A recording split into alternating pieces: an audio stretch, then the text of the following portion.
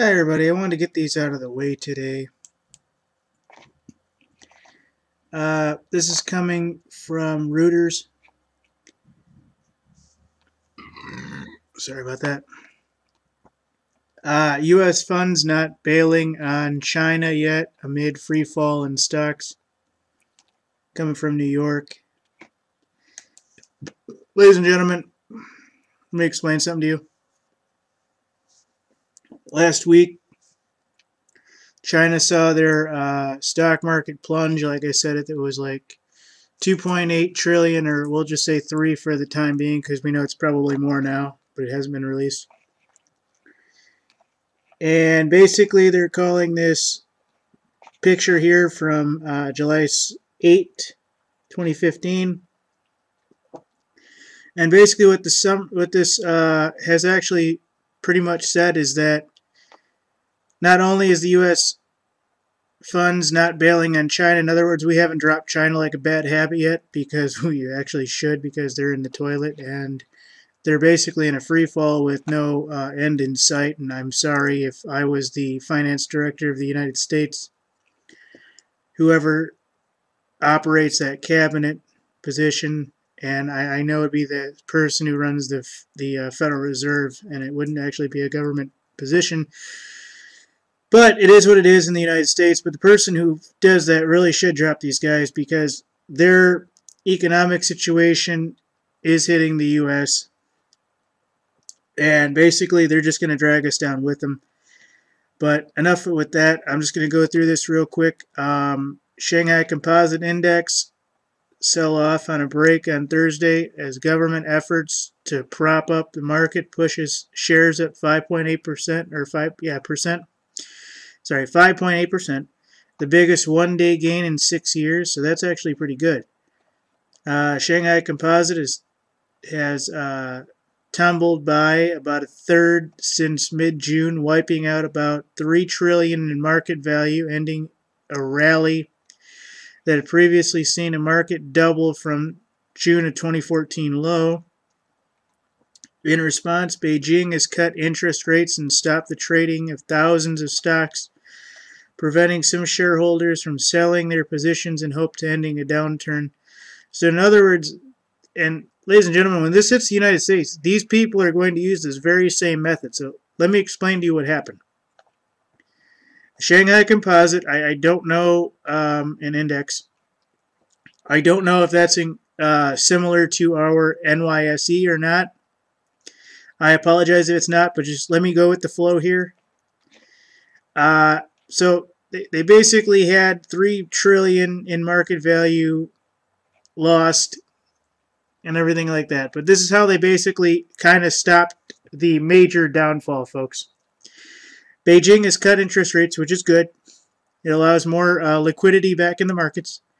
And it stopped trading by thousands of stocks. In other words, they froze, ladies and gentlemen. Here, I'll switch to my view real quick. They froze people from being able to sell their stocks. In other words, if people felt the stocks were in a free fall, they were going to sell and get the hell out of the markets and take their money. Shanghai basically froze that authority. They took the authority for these citizens to take their stocks out of the market, and they froze it. I don't know whether or not that froze the market value of those stocks or not, but I imagine it did not. I imagine those stocks probably plummeted. Because had they been able to sell those stocks, the market would have crashed 20-30% more. It is a good thing that they did this to save the market. But what you're telling individual citizens is that your money is our money, and our markets are crashing, so we need basically emergency management of these markets. And you have money in these markets, so you're not allowed to pull your money from these markets, because if you do, since it's already in a free fall, you know, it's just going to get worse. And they kind of did the right thing here. But, and again, I don't have the percentages. I don't have the individual shares and the amounts that they were able to withdraw and this and that. I don't have any of those figures. I mean, this is a stagnant quote from somebody who I don't even know has any sense on the economy. But basically, the measures have instead helped spread route to Hong Kong-based Hang Seng Index, whose listing of so-called H-share companies are largely owned by foreign investors and trade at lower valuations. Fund managers said, "You had some misguided efforts to cushion the sell-off that ultimately led to the unintended consequence of making the situation worse." No shit. Charles Wilson, portfolio manager of the $2 billion Thornburg Developing World Fund, has been adding to his positions in Chinese consumer, internet, and utility stocks over the last few days of the sell-off. The Hang Seng Index fell 5.8% Wednesday, so again, it fell. Over here, they kind of said it rose, but this one says it fell. Wednesday, its biggest decline so far in the year, before rebounding by 3.7% Thursday. Okay, that's decent. The index is still up 3.3% for the year to date, while the Shanghai index is up 14.7% over the same time. All right, I'm not used to seeing these individual numbers for percentages because to me, I don't actually know what these percentages mean in the long run because when I see stocks, I'm used to seeing something like, 20,000 shares have, been obliterated and, the market fell by 2,000 points or something like that. So I don't really know what these individual percentages mean because I don't know how high or low numbers are that they're trading to even know that these numbers are in any way accurate to the actual situation. Reuters contacted several prominent mutual fund managers and others are starting the emergency funding where they're contacting the managers, including the $8.7 billion T. Rowe Price Emerging Market Stock Fund, $1 billion Columbia Global Equity Value Fund, and $76 million Morgan Stanley Global Opportunity Fund, who all declined to comment. So basically they said, no, we're not going to work with you. It's the wildest sell-off in China. Ladies and gentlemen, widest sell-off in China, my bad. In other words, they're getting the hell out of China. This is really bad. They're selling off in China, folks.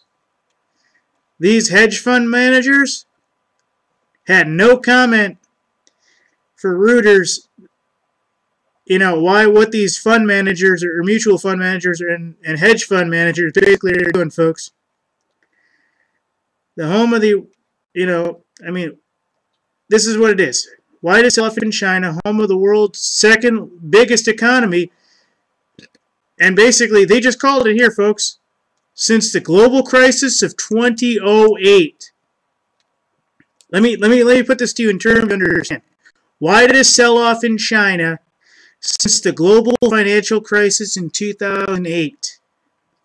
Pew, pew, pew, pew. I don't need to even read the rest of this. Look, there's nearly 2 pages more. I don't need to talk about this. Look at this. Look at this. Widest sellout in China since the global financial crisis in 2008. Reuters contacted several prominent mutual fund managers and they declined to respond. Widest sell-off in China since the global financial crisis in 2008. Here, I'm sorry. My bad. I didn't even know that. Here we go. Widest sell-off in China since the global financial crisis in 2008.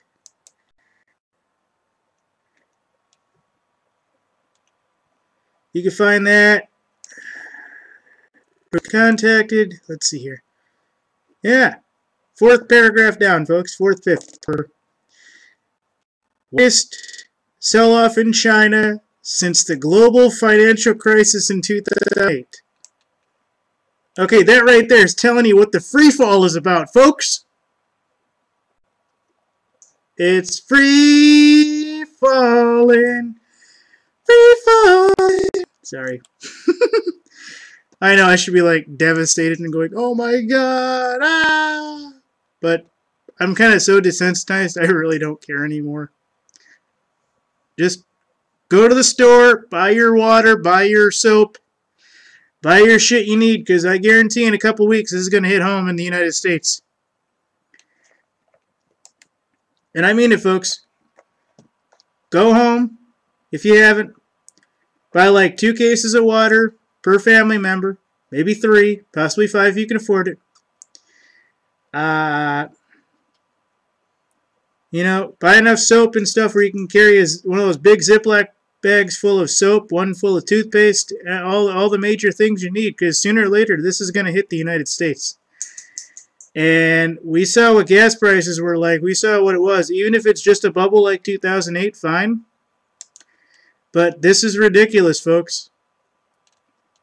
One thing I would definitely do if I were you, folks, is I would tell your doctors to keep your meds a month ahead of time, too, and keep a double prescription for when you need it. So when shit hits the fan like this, you have your scripts built up for about a month or 2.